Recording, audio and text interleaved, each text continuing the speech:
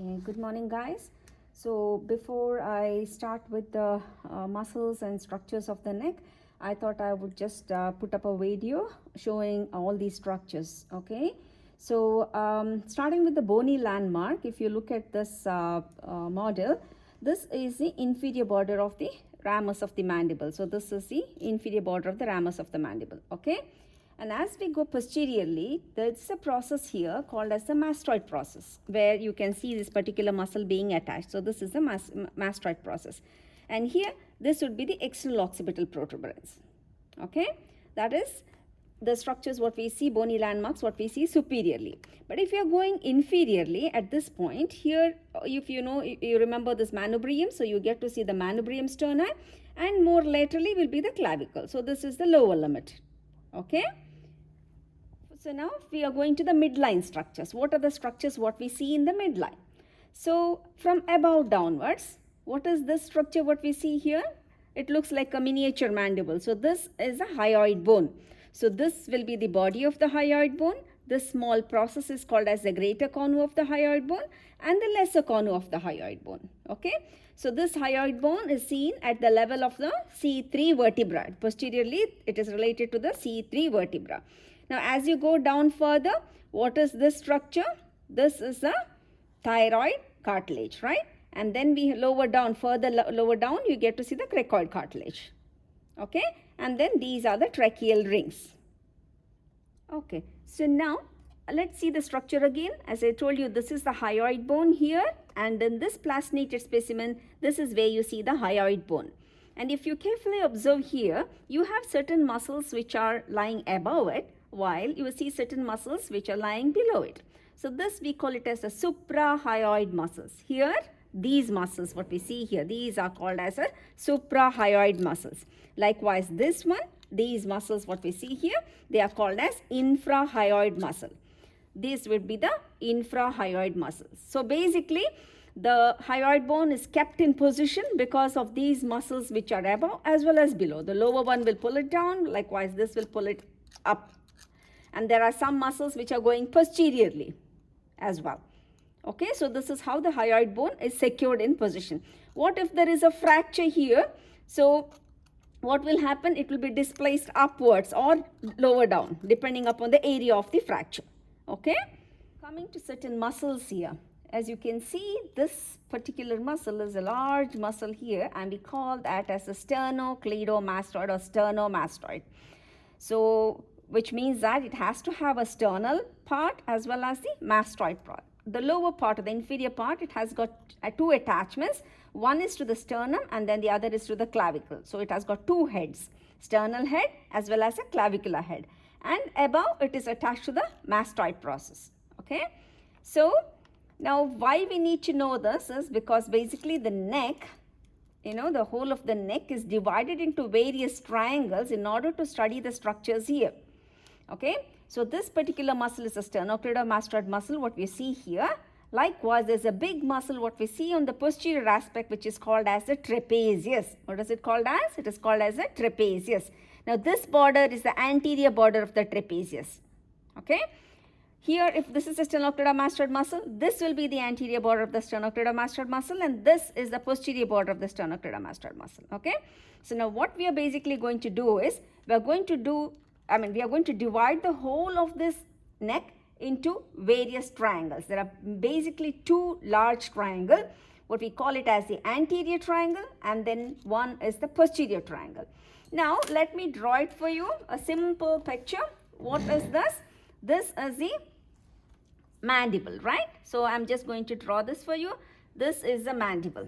Okay, this would be the mandible. Now, as I told you, you go posteriorly, this is the mastoid process. You can see the mastoid process very clearly here.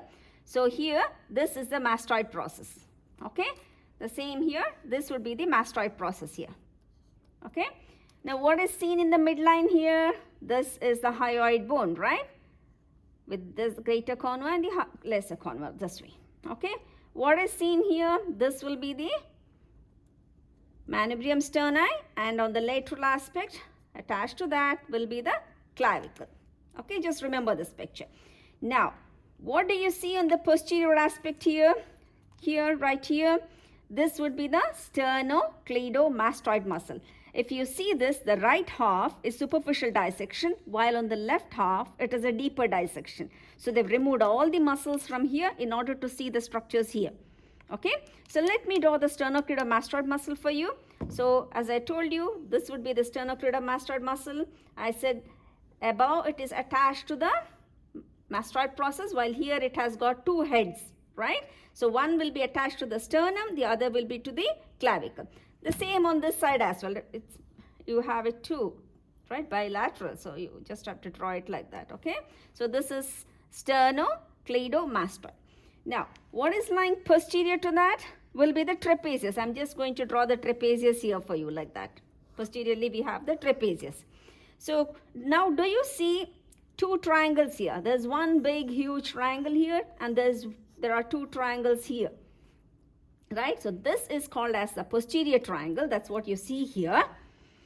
The boundaries of the posterior triangle are anteriorly by the posterior border of the sternocleidomastoid muscle, posteriorly by the anterior border of the trapezius, inferiorly by the clavicle, okay, above the angle where these two muscles meet, that is here, the skull here at this point, okay. So this is the posterior triangle. This is the structure. This would be the posterior triangle, okay. Now, what we are going to focus more on is the anterior triangle. So this anterior triangle is a huge area here, which is further divided by an imaginary plane. I'm going to draw an imaginary plane from the mandible going all the way through down here. So basically, it divides the huge triangle into two anterior triangles. Okay, so now let's talk about the boundaries of this anterior triangle. What are they? Anteriorly, what do you have? An imaginary line, right? Posteriorly, what do you have? The anterior border of the sternocleidomastoid muscle. Where superiorly, or the base, we can call it as the base of the triangle. Where does it extend from? From the lower border of the ramus of the mandible, and then a line joining from here till the mastoid process. From here, this whole thing will be the base. Okay? And what about the apex is where these two meet? Is that clear? So here we have one anterior triangle. This is another anterior triangle. Now, this going back to this is the hyoid bone, right? Now, as I told you, there are certain muscles which are attaching to the hyoid bone from its superior part aspect as well as the inferior aspect. Suprahyoid muscles and infrahyoid muscles, right? Now, let me draw one muscle for you. You can see one muscle starting from here, okay? And then you get to see a part of it extending from the posterior aspect as well. So this is called as digastric muscle. Di means two belly. You don't get to see it in this model on the right, on the other half, left half, because this is a deeper dissection. Remember, this is a deeper dissection. So we are going to focus only on the superficial dissection here. So what do you have here? This particular muscle called as a digastric going all the way this way, like from here, from the mandible to the mastoid process. So this is called as the anterior belly of digastric. The one which is going posteriorly to the mastoid process is called as the posterior belly of digastric. So I'm going to draw it on either side, anterior belly of digastric and posterior belly of digastric. Okay? All right. So now, likewise, you have another muscle which is on the inferior aspect. So it forms an infrahyoid muscle.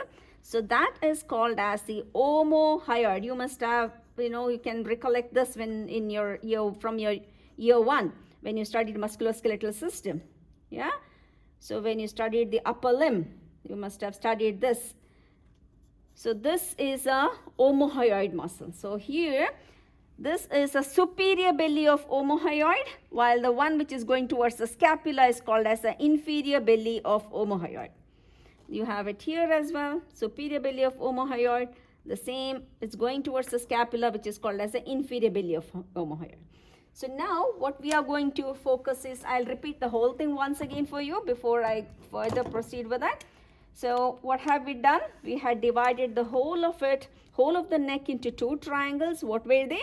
An anterior triangle and a posterior triangle. We are going to focus main on the anterior triangle. The boundaries of the anterior triangle was posteriorly by the anterior border of the sternocleidomastoid muscle, right? Then we have the base, which is formed by the inferior border of the ramus of the mandible, and also a line joining from this point to the mastoid process. So this way, okay? And then the apex is where these two meet, all right? And then not to forget about the hyoid bone. So now we are going to draw an imaginary line dividing this whole of it into two anterior triangles. And then we are taking one of the anterior triangle and again looking for its subdivision. So how is it subdivided? We have suprahyoid muscle and infrahyoid muscle. What is that suprahyoid muscle which is subdividing it? Here we have the digastric muscle, anterior belly of digastric, and this is the posterior belly of digastric, here. Same way, here we have the superior belly of omohyoid, and then we have the inferior belly of omohyoid going to the scapula here, okay? So what have you seen now? So we are seeing that the whole of this, now this is the anterior triangle, right? This was the anterior triangle, is further divided into smaller triangles. What are those triangles? You can see a triangle between the two anterior belly and the posterior belly of digastric and this border here.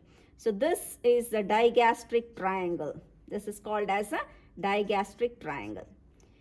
Well, here between the posterior belly of digastric and the superior belly of omohyoid, this triangle, and also here this is the upper border of the upper part of the anterior border of the sternocleidomastoid muscle. So we call this as the carotid triangle. Carotid triangle. This is where we get to see the carotid vessels. Okay, carotid triangle. Then we have another triangle here. This is the imaginary line here. Then we have the superior belly of omohyoid and then the lower part of the anterior border of the sternocleidomastoid muscle. So this will form the muscular triangle. Okay, and then we have a smaller triangle here between the anterior belly of the digastric and the hyoid bone. We call it as a submental triangle. Submental triangle. So here is the carotid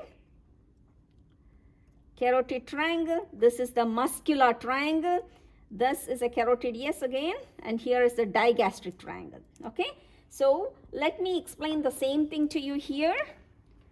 As we said, this is, we'll focus on one half. This is the anterior triangle. This whole thing is anterior triangle. We are going to focus on the subdivision of the anterior triangle. So this is a digastric, anterior belly of digastric, and we have a posterior belly of digastric. So this area, this triangle is called as the digastric triangle. Okay, then we have this as the omohyoid. So what do you see between the omohyoid and the anterior border of the sternocleidomastoid muscle and the digastric, posterior belly of digastric? This area, you can see the blood vessel here, the carotid vessels here. So this is a carotid triangle.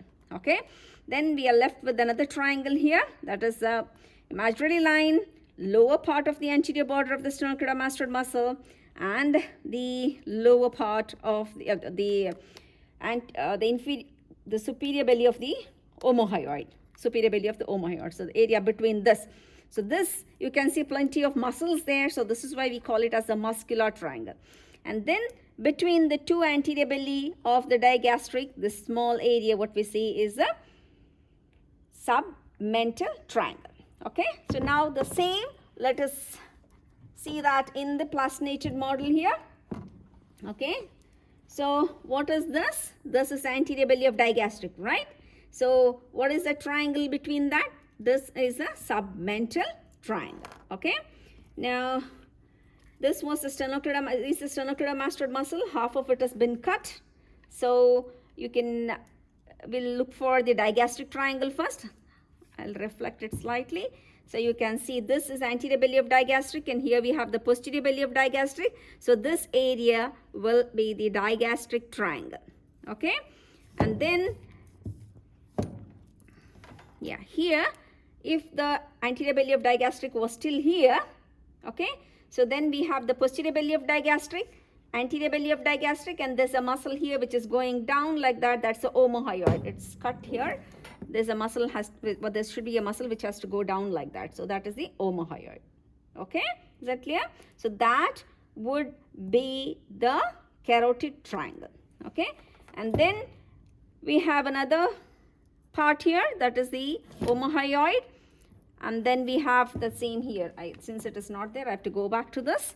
So omohyoid, then we have the sternocleidomastoid muscle and the imaginary plane. So that would be the muscular triangle. Okay, so I would be explaining the same thing to you tomorrow. So please go through this before you come to the resource session. Okay, so another thing which I would like to show you before I start off the resource session is about the deep cervical fascia. Now, the deep cervical fascia, you can see in this is a section which has been taken at this point. So first and foremost, here is the thyroid gland. Okay, so in this picture, here is the thyroid gland. Right behind is the trachea. So it's sitting on the trachea, you can see that. And deep to that is the esophagus. So here is the esophagus. So this is anterior and this is posterior. So here is anterior, this would be the posterior. And so it has gone this way. Okay, this section is gone this way. So what I need to show you here is this muscle. This is a sternocleidomastoid muscle, right? So here is the sternocleidomastoid muscle on either side. You get to see the sternocleidomastoid muscle. Okay. So as you go anteriorly, what do you see? All the muscles here, these muscles are the infrahyoid muscles, the same muscles, infrahyoid muscles. Okay. So more laterally will be the sternocleidomastoid muscle, and as you go medially, but slightly deeper, would be the infrahyoid muscles. And then deeper to that, you get to see the thyroid gland. So there you go. Here's a thyroid gland, and it's sitting on the tracheal rings, right? So once I remove this, I get to see the tracheal rings. And deeper to that, if I remove the trachea, right behind that would be the esophagus. Okay. And as I'm going deeper, we reach the vertebra, and around that we get to see muscles. Okay. And more posteriorly, what is this muscle what we see? And superficially, this is a trapezius. So this is why you get to see the trapezius here. Okay. So now you can imagine that, just imagine that this is a fascia. Okay. And it's covering the whole of the neck like that, like a collar. It's attaching itself to the spine here, but then you can see in this picture, as it is moving forward, this fascia splits to enclose the muscle. So which means that if there is a muscle like this here, if this is a fascia, it will split to enclose the muscle like that. And then it merges together to form one single. So this would be the trapezius. Imagine these are the vertebral spines. Okay. And then as it's moving forward, what does it see here? Here's the sternocleidomastoid muscle. So this is a sternocleidomastoid muscle which is going down. So what does it do? It again splits to enclose the sternocleidomastoid muscle and becomes one. Okay. Is that clear?